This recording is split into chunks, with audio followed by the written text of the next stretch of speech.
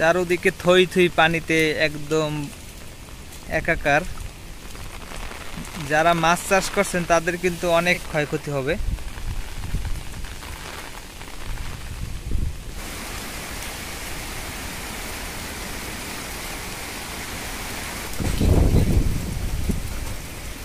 আসসালামু আলাইকুম বন্ধুরা, সবাই কেমন আছেন? তো ঘূর্ণিঝড় রিমেলের কারণে আসলে যে ক্ষতিটা হয়েছে সেটা দেখানোর জন্য এখন আমি ব্লগটা স্টার্ট করলাম। দেখেন যে চারদিকটা ফসলের ক্ষেত খামার কিন্তু একদম একদম নদীর মতো, বোঝাই যাচ্ছে না যে এটা কোনো নদী না। আমাদের বাড়িতে তেমন গাছপালা ভাঙে নাই, তো কিছু কিছু আপনার ছোট ছোট সুপারি গাছ আপনার ভেঙে চুরে গেছে। ক্ষয়ক্ষতি বলতে এগুলা হয়েছে,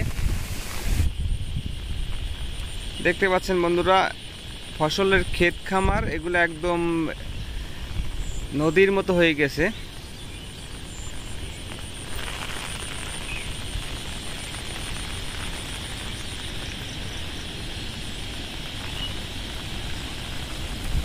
আর এটা আমি গতকাল বিকাল থেকে এই অবস্থায় দেখতে পাচ্ছি। এখন কিন্তু অনেকটা কম, কিছু কিছু সময় বেড়ে যায়। এই দিকটা কিন্তু নাই, আবার দেখেন যে ওই দিকটা আছে। এই যে আর আমার ছাতাটা উল্টেই ফেলছে বাতাসে।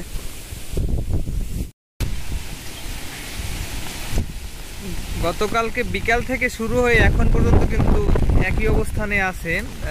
বাতাস কিন্তু কমে বাড়ে কমে বাড়ে।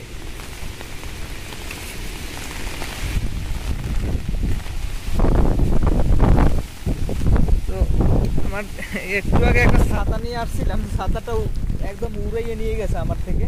তো ছাতাটা আসলে যখন পানি কমবে তখন খুঁজতে হবে। এখানে আবার একটা গাছ পড়ছে, একদম গোড়া থেকে উগলে পড়ে গেছে, কিন্তু এই যে পাশ সহই উগলে পড়ছে। তো ঝড়ের ভিতরে আসলে নামাটা সেফ না, তারপরও নামলাম দেখার জন্য যে ক্ষয়ক্ষতি কেমন হয়েছে। আস্তা গাছের ঠাল রাস্তার মাঝে।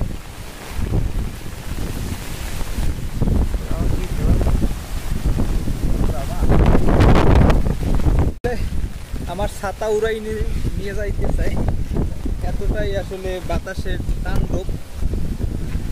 ভিডিও করাও রিস্ক হয়ে যাইতেছে, কোন জায়গা থেকে যে কোন খাল আসছে পরে আসলে বোঝা যায় না। ঘূর্ণিঝড়ের প্রচণ্ড, গতকাল থেকে এখন পর্যন্ত 24 ঘন্টা হয়ে গেছে, এখন পর্যন্ত কিন্তু ঘূর্ণিঝড় কমতে আসে না। বিদ্যুতের তারটার কিন্তু রাস্তায় ছিঁড়ে টিড়ে রাস্তায় পড়ে আছে। এখন বাজে হচ্ছে দুপুর 2টা 30।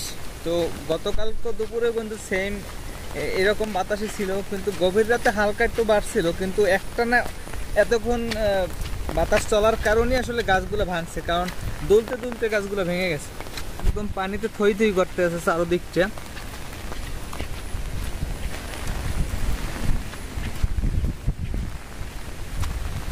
এই যে ঘরটা ভেঙে ফেলে গেছে, ঘরের চাল টাল ভেঙে গেছে এই ঘরটার।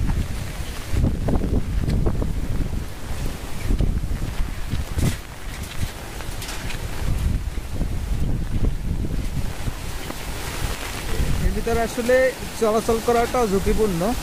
টিন টুন কোথা থেকে যে উঠে গায়ে পড়ে আসলে বোঝা যায় না।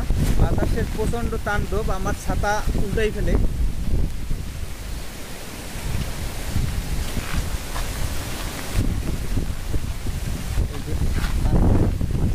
গাড়ি ঘরে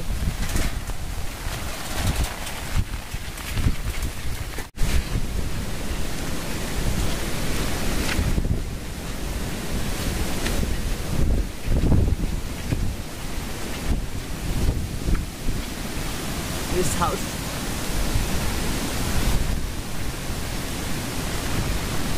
এইখানে থাকাটা আসলে ঝুঁকিপূর্ণ।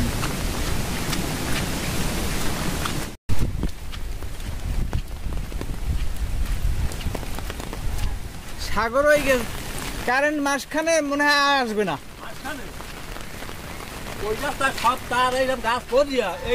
এক মাসে মনে হয় না আইবে, আমি কইতেছি 1 মাস লাগবে, 15 দিনও তো লাগবে। 15 দিন। এই বিদ্যুতের অবস্থা,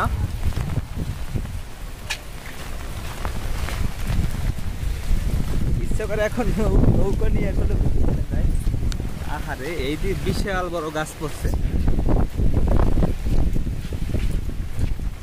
বিশাল একটা গাছ উপরে এসে পড়ছে ঘরের উপরে।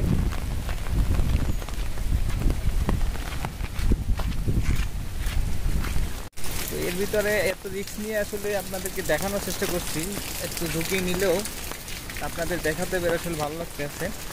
আপনারা সতর্ক থাকবেন, দুর্ঘটনা যাতে না হয়। দেখেন যে একটা বাজারের ভিতরে কত পরিমাণ পানি, এখান থেকে আমার যেতেই তো ভয় লাগতেছে যে আসলে নিচে যাওয়া যাবে কিনা।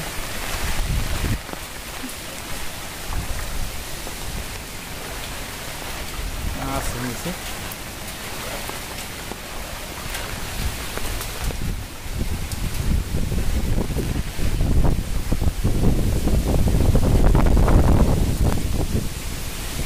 ছাতা উড়েই ফেলছে। দেখতে পাচ্ছেন বন্ধুরা আমার নিচে কতটুকু পানি। তো এখন কিন্তু পরিস্থিতি মোটামুটি স্বাভাবিক হয়েছে আর কি, বাতাস অনেক কম। আজকে হচ্ছে 28 তারিখ, তো গতকালকে স্বাভাবিক ছিল না, আজকে মোটামুটি সকালে স্বাভাবিক আছে। তো তারপরও আসলে গাছপালা তো রাস্তায় ভরা, এই কারণে আসলে আজকে বাইক রাইড করতেও পারতেছি না। বাইক নিয়ে যে যাবো, রাস্তায় অনেক জায়গায় গাছপালা পরে আটকে আছে। বাইক দুইটা এখানে রাখছি, ইচ্ছা থাকার পর আসলে চালাতে পারতেছি না। আজকের ব্লগটা এখানে শেষ করে দিচ্ছি, দেখা হবে নতুন কোনো ব্লগে। ততক্ষণ ভালো থাকুন, সুস্থ থাকুন, গরিব বেগের সাথেই থাকুন। Save date save life. আল্লাহ হাফেজ।